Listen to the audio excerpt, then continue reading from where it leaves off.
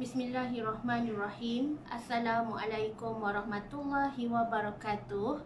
Selamat petang kepada semua rakan serta follower di page FTR Bidadari Solution.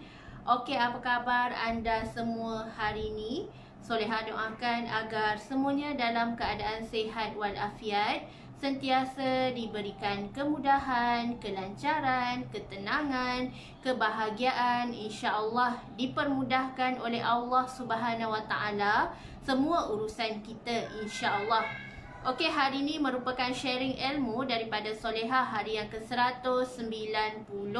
Tajuk kita hari ini adalah hidupkan sunnatullah.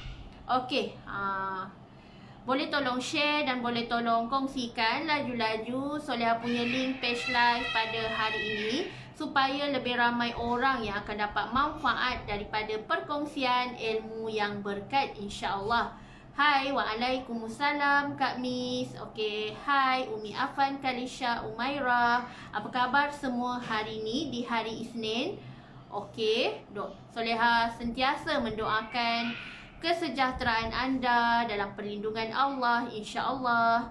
Hai, waalaikumsalam Kak Haiza. Okey, alhamdulillah. Waalaikumsalam Nur Syahidah Hamidi. Okey, thank you yang tolong share, tolong seru, tolong like, tolong komen. Okey, alhamdulillah. Sebelum Soleha bercakap lebih panjang, jom sama-sama kita berselawat dan juga berdoa. Semoga Allah merestui serta memberkati majlis ilmu kita taman-taman syurga di dunia ini, insya-Allah. Allahumma salli ala Sayyidina Muhammad wa ala alihi Muhammad. Allahumma salli ala Sayyidina Muhammad wa ala alihi Muhammad. Allahumma salli ala Sayyidina Muhammad wa ala alihi Muhammad. Bismillahirrahmanirrahim. Allahumma aftah alaina hikmataka wansyur alaina min khazaini rahmatika ya arhamar rahimin. Rabbi syrahli sadri wa yassirli amri wahlul 'uqdatan min lisani yafqahu qawli. Amin ya Allah ya Mujib. Hai, waalaikumsalam Kak Hastini Anding, Kak Juli Masyita, Kak Fatimah, Kak Zurina Wati. Okey, alhamdulillah, thank you yang bersama dengan majlis ilmu pada petang ini. Alhamdulillah. So, bagaimana kita nak hidupkan sunnatullah? Sebelum tu kita kena tahu dulu sunnatullah tu apa? Sunnatullah tu adalah perintah daripada Allah Subhanahu Wa Taala untuk kita lakukan dekat dunia ni untuk mendapat keredaan Allah dan kasih sayangnya. Kita kena buat amar makruf dan nahi mungkar. Apa yang Allah suruh kita buat, wajib kita lakukan. Apa yang Allah suruh kita tinggalkan, wajib juga untuk kita tinggalkan. Jangan melakukan maksiat, jangan melakukan dosa, jangan melakukan segala perkara terkutuk yang Allah murkai. Tetapi lakukanlah sebaik-baik kita sebagai hamba ni, kita mengimarahkan muka bumi ni bagaimana. Sebagai contoh, bila kita nak hidupkan sunnatullah, yang menjadi idola kita adalah baginda Rasulullah sallallahu alaihi wasallam.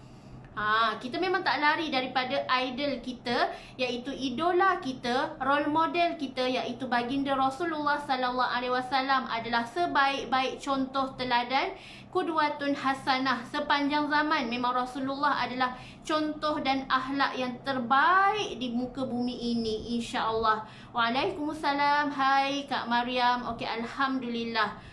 So yang pertama sekali, bila kita kata kita nak hidupkan sunnatullah, hendaklah kita lakukan dan pasakkan dalam hati kita untuk kita lakukan secara istiqamah. Sebagai contoh, kita kata kita nak tutup aurat, kita tetapkan dekat hati kita, ya Allah, aku mesti jaga aurat ni. Takkan terdedah walau seurat rambut pun, takkan terdedah walau seinci kulit kita ni, aurat kita ni takkan boleh dilihat oleh orang yang bukan mahram kita. So, jaga aurat kita, jaga kehormatan diri kita, jaga aib diri kita, jaga maruah diri kita daripada pandangan mata-mata liar dekat luar sana.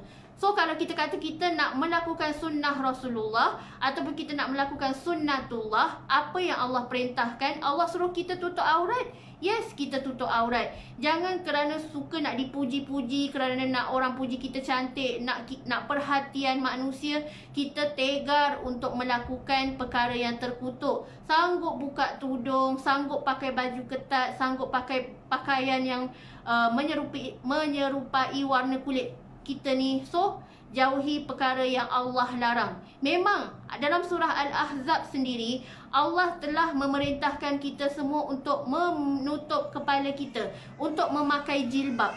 Dalam Al-Quran, Allah telah berfirman, Allah telah memerintahkan kepada kita untuk pakai jilbab, tutup aurat yang sempurna. Kita kata kita pakai tudung. Yes, patutnya labuhkan hingga ke paras dada supaya tidak dilihat apa-apa yang sepatutnya kita tutup dan kita jaga daripada pandangan mata dekat luar sana.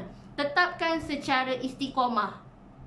Okey, yang kedua, bagaimana kita nak hidupkan sunnatullah? Hendaklah kita menjadikan Rasulullah sallallahu alaihi wasallam sebagai qudwatun hasanah, role model kita. Itulah role model sepanjang hayat kita ni, sepanjang zaman, sesuai dengan sepanjang hayat kita. Akhlak Rasulullah yang terkandung dalam Al-Quran ni kita jadikan pedoman dan jadikan pengajaran serta revision kita dalam kehidupan ni. Sebagai contoh, akhlak Rasulullah. Rasulullah adalah seorang yang al-amanah. Rasulullah adalah orang yang sidik, iaitu benar. Rasulullah adalah seorang yang tabligh, menyampaikan, dan Rasulullah adalah seorang yang fatonah, bijaksana. So inilah akhlak Rasulullah dan sifat mulia Rasulullah yang patut kita teladani. Jangan kerana kita mengikutkan nafsu, lawamah, kita kerana mengikutkan trend semasa, sanggup kita mengetepikan hukum-hukum yang telah Allah tetapkan. Dan Rasulullah sendiri telah selalu mengingatkan kita supaya jaga akhlak kita, jaga peribadi diri kita. Jangan sampai kita meletakkan peribadi diri kita di level yang paling bawah, tetapi jaga akhlak diri kita, peribadi kita, contohi Rasulullah sallallahu alaihi wasallam yang menjadi idola sepanjang hayat kita. Sebagaimana Rasulullah nak makan pun penuh dengan adab. Rasulullah nak pegang cawan air pun dengan tangan kanan. Rasulullah tak bercakap perkara yang sumbang. Rasulullah tak pernah bercakap kasar, tetapi penuh dengan hikmah. Itulah Rasulullah yang sangat dimuliakan Allah Subhanahu Wa Taala. Okey, yang ketiga, bagaimana kita nak hidupkan sunnatullah? Hendaklah kita mengamalkan kepribadian yang unggul. Sebagai contoh, kita tahu kisah sebagaimana Sayyidatina Fatimah, puteri Rasulullah, sentiasa menjaga pandangannya dan sentiasa tidak mahu diperlihat oleh orang awam. Dan pakaian rasmi Sayyidatina Fatimah sendiri adalah serba hitam. Serba hitam, dan dia menutup semua wajahnya dan penglihatannya daripada pandangan mata-mata liar dekat luar sana. Sehingga kan ramai yang tertanya-tanya, tidakkah nampak wahai Fatimah bila engkau tutup pakaian sebegitu rupa? Lalu Fatimah berkata, inilah pakaian sunnah. Inilah pakaian yang boleh memelihara diriku daripada pandangan-pandangan mata liar yang sangat membahayakan kita. Sebab zaman sekarang ni, hanya kerana pandangan mata boleh jatuh fitnah. Hanya kerana hati yang berbisik boleh menyebabkan kita berdosa kepada Allah Subhanahu Wa Taala dan manusia lain. Sebab tu kita sebenar-benarnya kita sebagai hamba hendaklah mencontohi kepribadian yang unggul seperti Sayyidatina Fatimah, Sayyidatina Siti Khadijah, Aisyah dan sebagainya, sebagaimana wanita-wanita yang telah dijanjikan untuk masuk Islam, untuk masuk ke dalam syurga yang terawal. Mereka inilah yang patut kita contohi.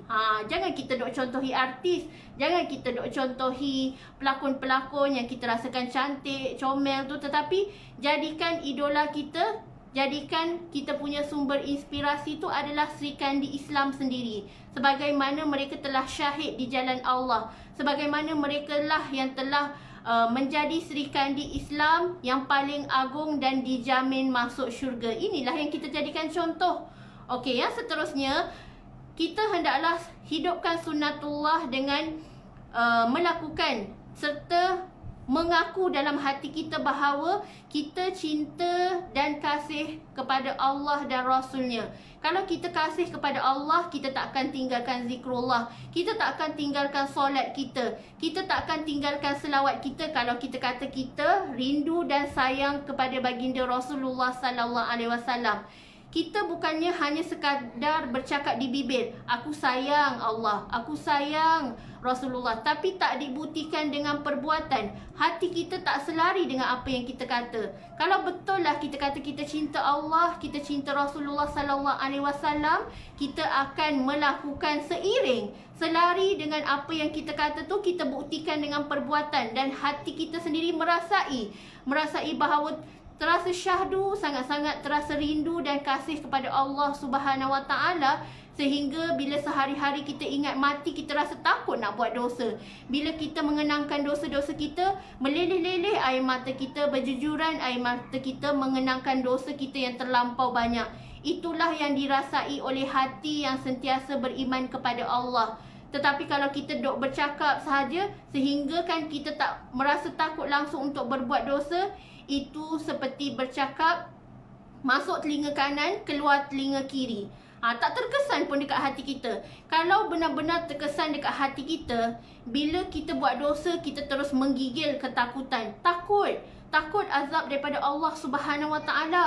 Kita tahu betapa panasnya api neraka. Sedangkan kalau tangan kita ni terkena dengan api dunia pun, kita dah melecur kesakitan, menangis, apatah lagi api neraka yang panasnya berganda-ganda daripada api dunia. Kalau kita betul-betul beriman dan takut serta cinta kepada Allah Subhanahu Wa Taala, kita akan takut buat dosa. Hari-hari ingat mati, hari-hari istighfar, hari-hari perbaiki diri, hari-hari buat solat taubat, hari-hari sentiasa menginsafi segala kesalahan kita, dan kita sentiasa memperbaiki diri kita, insya-Allah. Dan seterusnya, bagaimana kita nak hidupkan sunnatullah, hendaklah kita terapkan dalam didikan kita. Bagaimana kita cara mendidik anak-anak kita, bagaimana seorang suami mendidik seorang isteri, bagaimana seorang suami tu menjalankan tanggungjawab dia sebagai pemimpin keluarga, ketua keluarga. Inilah peranan ibu bapa dekat rumah. Bagaimana nak hidupkan keluargaku, syurgaku? Bagaimana nak hidupkan usrati jannati? Kita kata kita nak masuk syurga berjemaah, tetapi kita nak tegur anak kita buat salah pun kita tak berani. Kita nak tegur isteri kita untuk menutup aurat sempurna pun kita tak berani. Kita takut isteri merajuk. Padahal tanggungjawab seorang suami tegur dan didik serta bimbing seorang isteri untuk menjadi isteri yang solehah. Itulah baru sebenar-benar suami yang boleh menjadi ketua keluarga dan patut disegani oleh seisi keluarganya, insya-Allah. Dan kita terapkan acuan dan didikan yang sempurna seperti yang telah Rasulullah sallallahu alaihi wasallam ajarkan kepada kita. Kalau anak tak solat 7 tahun kena rotan. Kalau 10 tahun, 7 tahun tu kita dah nasihat dia. Kalau dia tak nak juga, 10 tahun dah kena rotan. Kita didik dengan cara Islam yang sebenar. Islam tidak melarang untuk kita merotan anak-anak. Ada had dia. Ada had dia, dan bagaimana cara untuk kita hukum dan letakkan disiplin pada anak-anak kita supaya dia takut, bahawa dia tahu solat ni wajib. Tak boleh nak tinggal solat dengan sengaja. Sebab kalau kita tinggal solat, kita akan dibakar di api neraka nanti, akan dimasukkan dalam neraka, akan diazab oleh Allah Subhanahu Wa Taala. Sebagaimana solat adalah antara perkara dan ibadah pertama yang akan dinilai oleh Allah Subhanahu Wa Taala. Dan yang terakhir, bagaimana kita nak hidupkan sunnatullah, hendaklah kita mencari kebahagiaan sepanjang hayat kita. Bagaimana kita nak cari kebahagiaan? Kita nak cari kebahagiaan, kita nak cari keberkatan hidup adalah dengan mengamalkan segala apa yang Allah suruh. Contohnya, kalau kita tahu dengan membaca Al-Quran boleh mendatangkan kebahagiaan, kenapa kita tak lazimi setiap hari? Kenapa kita tak improve diri kita untuk mengaji serta memperbanyakkan membaca Al-Quran setiap hari? Sedangkan kita tahu, bila aku baca Al-Quran, Masya Allah, hati aku rasa tenang sangat. Tetapi kalau aku tinggal baca Al-Quran, rasa macam tak sempurna hidup ni. Rasa macam ada sesuatu yang orang kata tergantung. Kita rasa macam hidup kita ni tak komplit. Tetapi bila kita dah baca Al-Quran, walaupun kita sibuk macam mana, walaupun kita ada program itu, program ini, walaupun kita duk balik kampung, kita duk bercuti, kita tetap tak tinggal serta kita sentiasa bawa Al-Quran kita ke mana-mana. Itulah tanda sebagaimana kita memang tak boleh nak tinggalkan sendiri vitamin hati kita. Makanan rohani kita, makanan jiwa kita adalah apabila kita sentiasa menyebut nama Allah. Di dalam Al-Quran banyak sangat nama Allah. Dan dalam lafaz Bismillahirrahmanirrahim je dah ada 2 nama Allah, Ar-Rahman, Ar-Rahim. Betapa kita ni sehari-hari kita memang tak lepas dan tak lupa Allah tu sentiasa ada bersama kita. Time kita makan, kita baca Bismillah. Time kita tidur, kita baca Bismillah. Nampak tak betapa kita nak melakukan sesuatu perkara tu, kita sentiasa sebut Allah. Kita sentiasa ingat Allah. Sebab tu Allah tak pernah tinggalkan kita terkapai-kapai. Dan Allah sentiasa bersama dengan kita saat susah dan senang. Manusia je yang mudah lupa. Manusia je yang selalu lupa Allah. Allah tak pernah pun lupa kita. So kalau kita nak kebahagiaan banyak-banyak, kita kena melakukan apa yang Allah suruh, apa yang Allah suka tu kita buat sungguh-sungguh. Kita istiqomah dalam ibadah kita. Kita fokus dan kita tawajuh. Maksud tawajuh adalah fokus di dalam hati. Bermaksud bila kita solat, kita khusyuk. Bila kita tadabbur Al-Quran, kita baca sungguh-sungguh. Kita hayati segala isi di dalam Al-Quran tu, tadabbur Al-Quran tu kita tahu. Oh, ini kisah pasal syurga. Oh, ini kisah pasal neraka. So, Al-Quran tu adalah komplit. Seisi alam ini mengandungi segala kehidupan kita, terkandung semua dalam Al-Quran. Sebagaimana sejarah Nabi, sejarah para anbiya, semuanya terkandung di dalam Al-Quran. Dan perkara hari akhirat yang belum berlaku pun telah Allah sebutkan di dalam Al-Quran. Sebab tu Al-Quran merupakan mukjizat Nabi Muhammad yang paling agung, yang tak boleh kita sangkal dan tak boleh kita tinggalkan. Kerana kalau kita tinggalkan Al-Quran, ibarat kita tinggalkan agama Allah. Dan peluklah Al-Quran setiap hari, dakaplah Al-Quran setiap hari, dan titipkanlah doa buat diri kita dan seluruh ahli keluarga kita supaya sentiasa dalam rahmat dan kasih sayang Allah Subhanahu Wa Taala. Barang siapa yang memegang kepada Al-Quran dan As-Sunnah, insya-Allah dia takkan sesat selama-lamanya hingga hari kiamat. So berpeganglah kepada Al-Quran dan As-Sunnah. Jangan tinggalkan Al-Quran setiap hari. Jangan biarkan Al-Quran kita berhabuk. Sentuhlah dan peganglah Al-Quran. Bacalah walau hanya 1 potong ayat. InsyaAllah 1 huruf kita dapat 10 kali ganda pahala. Kalau kita baca banyak muka surat, lagi berpuluh-puluh, beratus ribu kali ganda pahala Allah bagi dekat kita. So semoga kita istiqomah, selamat beramal, sama-sama duduk dalam circle positif, sentiasa mengingatkan, sentiasa berpesan-pesan ke arah kebaikan. InsyaAllah orang yang tak jemu berpesan ke arah kebaikan, inilah sahabat syurga dunia akhirat yang akan pimpin tangan kita bersama-sama ke syurga Allah Subhanahu Wa Taala, insya-Allah. Okey, sekian sahaja perkongsian Solehah hari ini. InsyaAllah semoga bermanfaat. Solehah doakan agar anda semua kaya berjaya dunia akhirat, sentiasa dalam perlindungan Allah, kasih sayang Allah Subhanahu Wa Taala, insya-Allah. Wabillahi taufiq wa hidayah. Wassalamualaikum warahmatullahi wabarakatuh.